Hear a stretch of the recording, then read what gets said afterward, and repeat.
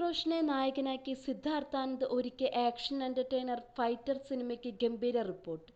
2 ദിവസങ്ങൾ കൊണ്ട് ചിത്രം വാരിയത് 60 കോടി രൂപയാണ്.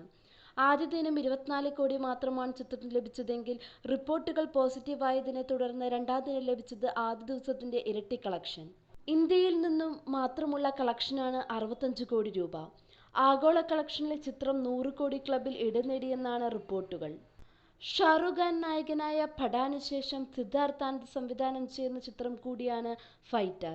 ദീപിക പദുക്കോൺ, അനിൽ കപൂർ, കരൺ സിംഗ് ഗ്രോവർ, അക്ഷയ് ഒബ്റോയ്, സജിദ ഷെയ്ഖ് എന്നിവരാണ് ചിത്രത്തിലെ താരങ്ങൾ.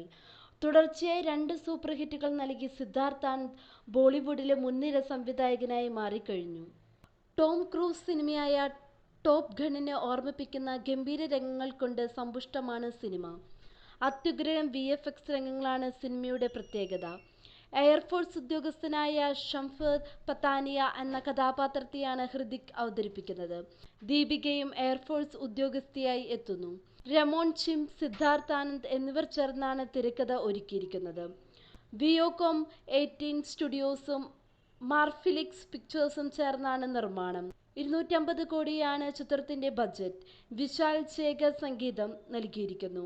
മലയാളിയായ സത്യജിത്ത് പൗലോസാണ് ഛായാഗ്രഹണം നിർവഹിക്കുന്നത്.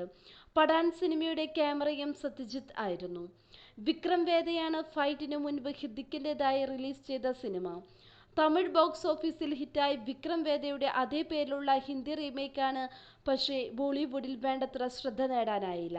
പുതിയ വാർത്തകൾ അറിയാനായി ഈ ചാനൽ സബ്സ്ക്രൈബ് ചെയ്യുക. ചാനൽ ഇഷ്ടപ്പെട്ടെങ്കിൽ ലൈക്ക് ചെയ്യുക, ഷെയർ ചെയ്യുക, കമൻറ്റ് ചെയ്യുക.